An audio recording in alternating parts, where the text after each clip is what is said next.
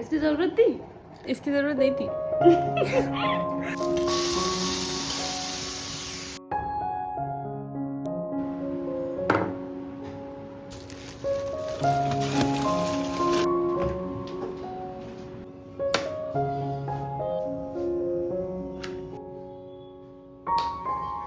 अस्सलाम वालेकुम, कैसे हैं आप लोग। तो सुबह का वक्त है और मैं आ चुकी हूँ किचन में और बनाते हैं ब्रेकफास्ट।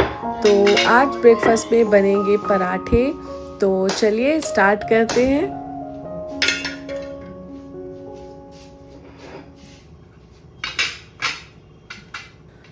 तो काफ़ी दिन हो गए थे, मैंने देसी घी नहीं निकाला था। तो अब देसी घी हो गया है, निकाल लिया था मैंने। तो पराठे देसी घी के ही मज़ेदार लगते हैं, बहुत ही अच्छे लगते हैं। और जब नहीं होता है तब मजबूरी में फिर रिफ़ाइन ऑयल के बनाने पड़ते हैं। लेकिन मैं वैसे खाती नहीं हूँ ज़्यादा पराठे, देखिए 2 ही बनाती हूँ हस्बैंड के लिए। लेकिन ये है कि घी के पराठे ज़्यादा अच्छे लगते हैं देसी घी के। तो जब मैं घी निकाल लेती हूँ फिर तो मैं उसी के पराठे उनके लिए बना देती हूँ। और मैं तो रात की जो रोटी बची होती है वही चाय के साथ खाती हूँ, उसमें हल्का सा देसी घी लगा लेती हूँ। तो मेरी तो वो फेवरेट है, रात की रोटी में देसी घी, और ठंडी रोटी हो, गर्म बिल्कुल ना की गई हो। तो चाय के साथ मुझे तो वही पसंद है। और हस्बैंड को बस पराठे पसंद हैं, तो उनके लिए मुझे रोज़ ही पराठे बनाना पड़ते हैं। लेकिन कोई बात नहीं, हर की पसंद का ख्याल रखना चाहिए।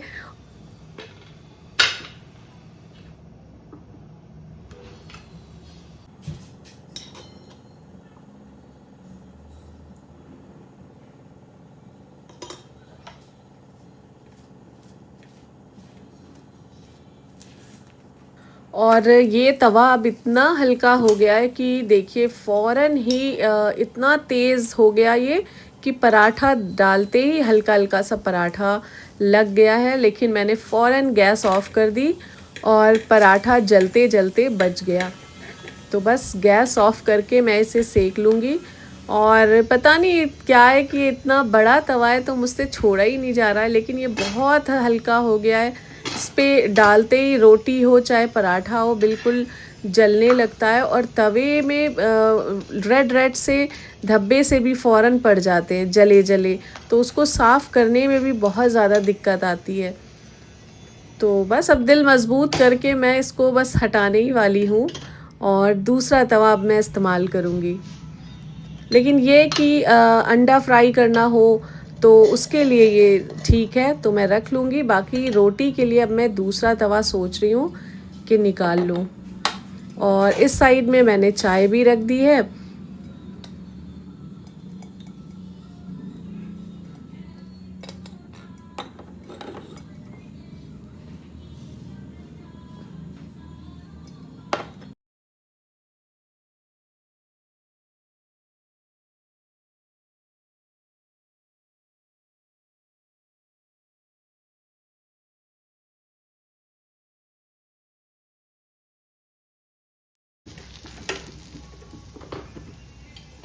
चाय की गैस स्लो करना मैं भूल गई, और ये देखिए ये क्या हशर हुआ है।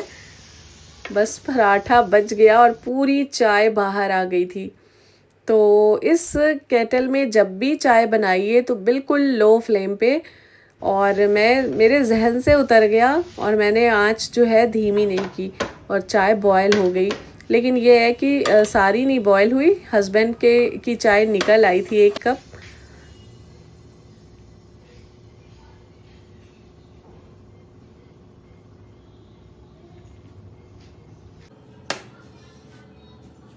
तो हस्बैंड को ब्रेकफास्ट मैंने दे दिया है। तो आज मुझे कुछ बहुत स्पेशल सी रेसिपी बनानी है। तो उसके लिए बटर को फ्रीज़र से निकाल के बाहर रख देते हैं ताकि रूम टेम्परेचर पे वो आ जाए। और चाय के ये थोड़े से बर्तन हैं, इनको हटा के इस टेबल को भी अच्छे से क्लीन कर लेते हैं। तो साथ साथ घर की सफाई भी करती जा रही हूँ मैं। और जो मैं आज रेसिपी बनाऊँगी एक बहुत ही अच्छी सी, तो उसकी भी तैयारी कर रही हूँ मैं।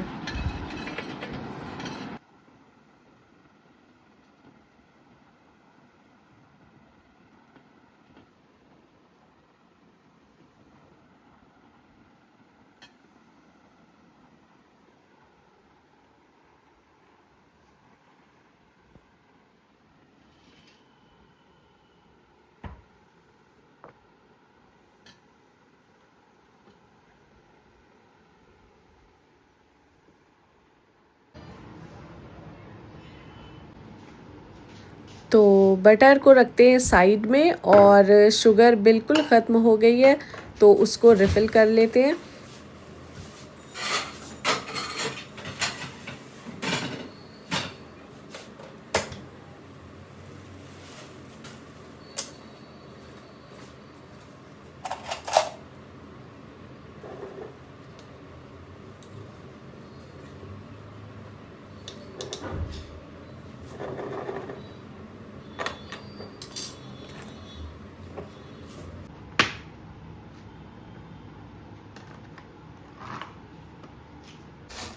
और जो शक्कर बच गई थी उसको रख देते हैं इस बकेट में।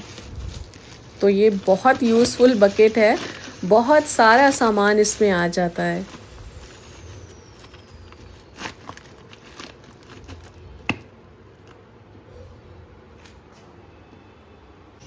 तो चलिए स्टार्ट करते हैं। और मैं सोच रही हूँ आज बच्चों को सरप्राइज़ दूँ, तो उसके लिए मैंने एक बड़ी कटोरी भर के ले लिया है मैदा। अगर आप मेजरमेंट करेंगे तो ये 250 ग्राम मैदा है। और फिर ले लीजिए ये 5 चम्मच भर के छोटे जो चाय के होते हैं वो देसी घी। और अगर घी को मेजर करेंगे तो ये 30 ग्राम घी है आपका। और घी की जगह आप बटर भी ले सकते हैं, तो रूम टेम्परेचर पर थोड़ा सा बटर होना चाहिए, तो वो बटर भी आप 30 ग्राम ही लीजिएगा। और 5 टीस्पून। तो इस तरह से देखिए मैंने पोंछ पोंछ के सारा घी इसमें डाल दिया है, बिल्कुल भी वेस्ट नहीं करती हूँ मैं चीज़ों को। तो इस तरह से इसको अच्छे से मिक्स कर लेंगे। और यहाँ पे आप एक चुटकी नमक भी ऐड कर लीजिएगा। और इस तरह से पहले इसको अच्छे से मिक्स कर लीजिए घी और मैदे को एक साथ। और ये देखिए इस तरह से एक शेप बनने लगेगा, तब आप समझ जाइएगा कि ये बहुत अच्छे से मिक्स हो गया है। और मैं पहले नमक डालना भूल गई थी तो मैं अब डाल रही हूँ। तो यहाँ पे मैंने बिल्कुल छोटी छोटी सी चुटकियाँ 2 डाली हैं इसमें नमक की। और अब एक बार और मिक्स करना पड़ेगा। अगर मैं पहले डाल देती ना तो एक साथ सारी चीज़ें मिक्स हो जाती। और फिर मैंने ये जो चाय का कप होता है ये आधा कप पानी लिया है, आधे कप से थोड़ा सा ज़्यादा बस। और उससे ये आटा गूंद लिया है। तो ना ही बहुत आपको हार्ड गूंदना है और ना ही बहुत सॉफ्ट। तो बीच का डो लगाना है इस तरह से और इसको 15 मिनट के लिए रेस्ट को छोड़ देना है। तो 15 से 20 मिनट हो जाएं, लेकिन 15 से 14 मिनट नहीं होना चाहिए। इसको रेस्ट को बहुत ज़रूरी है छोड़ना। तो ये देखिए कम से कम 15-20 मिनट हो चुके हैं। अब क्या करेंगे, इस तरह से इसको एक फ्लैट सरफेस पे रख देंगे और थोड़ा सा हाथों से मलेंगे।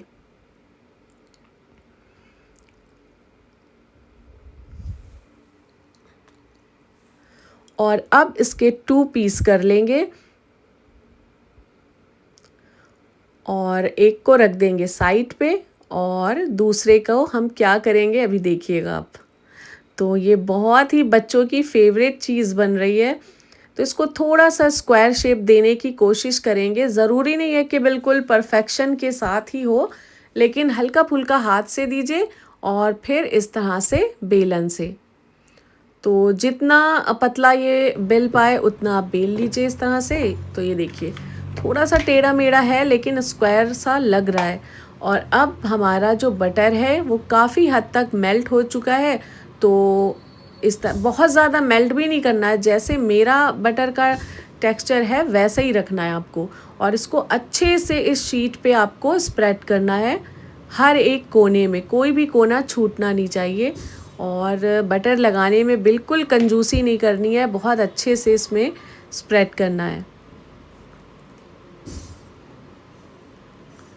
तो मेरे बच्चों की तो ये फेवरेट है स्नैक और उन्हें बहुत पसंद है। तो मैं आज कुछ अलग स्टाइल में बना रही हूँ, शॉर्टकट में। वरना मेरा जो मेथड है बनाने का वो अलग है, वो मैं अपने किसी प्रीवियस वीडियो में बता चुकी हूँ आपको। तो मैं बना रही हूँ यहाँ पे चॉकलेट पफ पैटीज़। और इससे पहले मैंने नमकीन आलू पैटीज़ बनाई थी।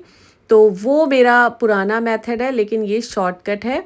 तो देखते हैं कि इसका रिज़ल्ट कैसा आता है। तो ये देखिए इस तरह से एक के ऊपर रख कर मैंने इसको फ़ोल्ड कर दिया है। और जैसे मैं कर रही हूँ आपको सेम वैसे ही करना है। और ये बिल्कुल स्क्वायर शेप में देखिए आ गया है। तो ये हमारा एक सेट तैयार हो चुका है। ये देखिए इस तरह से। अब सेम इसी प्रोसेस को रिपीट करके जो दूसरा हमारी लोई बची थी ना, उसको भी इसी तरह से फोल्ड कर लेंगे। तो ये शॉर्टकट है पैटीज़ बनाने का, और जो मैंने पिछले वीडियो में किसी दिखाया है आपको पैटीज़ बनाना, और वो बहुत ही अच्छी पैटीज़ बन के तैयार हुई थी, काफ़ी लेयर्स उसमें निकली थी बिल्कुल बेकरी स्टाइल में। तो वो पूरा प्रोफेशनल है तरीका, वैसे ही बेकरीज़ में बनता है। और ये देखिए दूसरा भी तैयार हो गया है। अब क्या करना है, अब इन दोनों को एक के ऊपर एक रख देना है इस तरह से, और हल्का सा प्रेस कर दीजिए बस। और ये जब भी पैटीज़ बनाइए, कोई भी तरीका अपनाइए, लेकिन इन शीट्स पे बहुत ज़्यादा प्रेशर नहीं डालना है आपको। ये बिल्कुल हल्के हाथ से आपको सारे काम करने हैं इसमें, क्योंकि प्रेशर डालने से क्या होगा कि इसकी परतें खुलने में फिर दिक्कत आएगी। और इस तरह से ये एक प्लास्टिक शीट ले लीजिए। ज़रूरी नहीं है कि ये क्लीन शीट ही हो आपके पास, आप कोई पॉलीथीन भी ले सकते हैं। और इस तरह से इसको अच्छे से बिल्कुल कवर कर दीजिए, ताकि आटे का, मैदे का जो ऊपरी सरफेस है वो ड्राई ना हो बिल्कुल। और इसको कम से कम 15 मिनट फ्रीज़र में रखना है। तो ये प्रोसेस, इसके जितने भी प्रोसेस मैं बता रही हूँ सब ज़रूरी हैं, कुछ भी आप स्किप नहीं कर सकते। तो बस इसको 15 मिनट के लिए रख देते हैं अच्छे से फ्रीज़र में।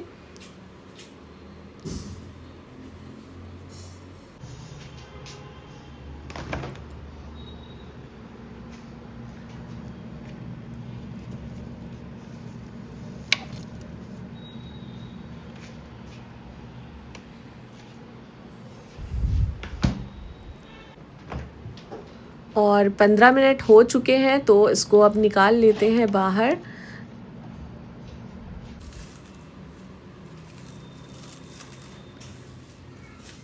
और इसको हम फिर से बेलेंगे, बस ये लास्ट है। तो इसको एक बार फिर से बेल लेंगे।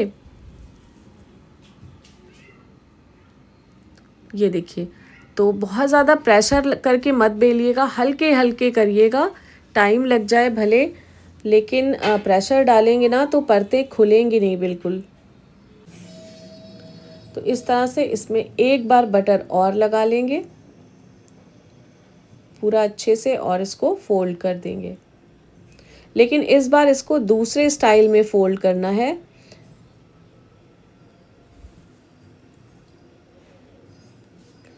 तो ये चॉकलेट पैटीज़ मैं फ़र्स्ट टाइम बना रही हूँ। इससे पहले आलू पैटीज़ तो मैंने कई बार बनाई है, लेकिन चॉकलेट पैटीज़ मैंने नहीं बनाई है। तो फ़र्स्ट टाइम बना रही हूँ, देखती हूँ कि कैसे बनती हैं। और इस तरह से ये देखिए, इसको एक के ऊपर रख के और 15-20 मिनट के लिए एक बार फ्रीज़र में और रख दीजिए। थोड़ा सा लंबा प्रोसेस है, लेकिन जब आप ये घर में चीज़ें बनाते हैं ना, तो बच्चे भी बहुत ज़्यादा खुश होते हैं, और ख़ुद को भी बहुत खुशी होती है कि मैं अपने बच्चों को अपने हाथ से कुछ बना के खिला रही हूँ। मार्केट में तो हर चीज़ अवेलेबल है, ईज़िली मिल जाती है, बच्चे खाते भी रहते हैं, लेकिन अपनी माँ के हाथों का इस तरह से कुछ खाना बच्चों को बहुत अच्छा लगता है। और बड़े भी जब वो हो जाते हैं ना, तो एक यादगार बन के रह जाता है कि मेरी मम्मा ये बनाती थी बचपन में, वो बनाती थी। तो मैं बहुत कुछ माशाल्लाह बनाती रहती हूँ, और बच्चे मेरे पसंद भी करते हैं मेरे हाथ की सब चीज़ें। तो इस तरह से देखिए, निकालने के बाद इसको एक शेप दे दीजिए, और इस तरह से पीसेस कट कर लीजिए। तो कॉर्नर्स जो निकले उनको फेंकना नहीं है, उसका मैं अभी आपको बताऊंगी कि क्या करना है। और ये इतनी इसकी मोटान रखनी है आपको, थिकनेस इस शीट की आपको इतनी रखनी है। और ये देखिए, ये चोको चिप्स हैं, ये बाज़ार में बहुत ईज़िली अवेलेबल होते हैं, ऑनलाइन भी आप मंगा सकते हैं। और अगर ये नहीं है तो इसकी जगह आप चॉकलेट का पीस रख सकते हैं छोटा सा। तो इस तरह से मैंने चोको चिप्स रख दिए, और यहाँ पे पानी का ब्रश कर दूँगी मैं दोनों साइड्स में, ताकि ये अच्छे से चिपक जाए। और चिपकाना भी बहुत ज़रूरी नहीं कि बहुत अच्छे से चिपके, बस हल्का सा इस तरह से करिए, और पानी के सहारे हल्का हल्का सा ये चिपक जाए। ये देखिए इस तरह से।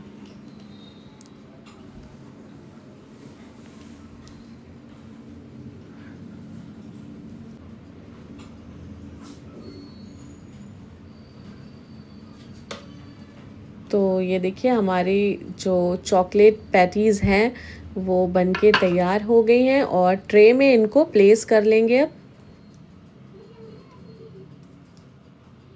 और दूसरा बैच है वो भी रेडी हो चुका है, तो इसको भी सेम प्रोसेस करेंगे और इसको इस तरह से बंद कर देंगे।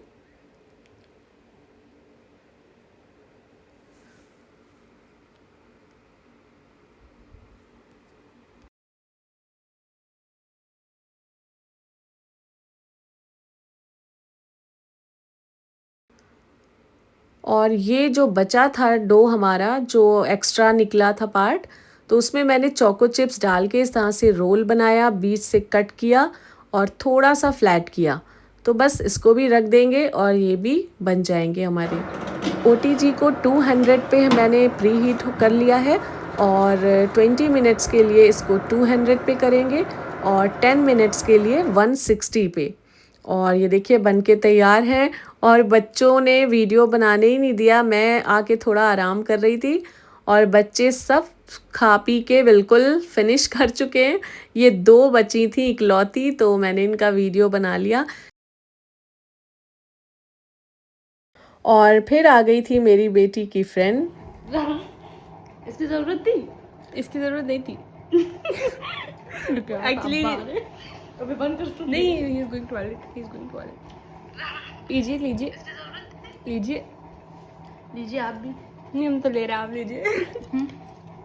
अरे हमें क्यों दे दिया? अब तुम वो पियो तो क्या तुम कर क्या रही हो?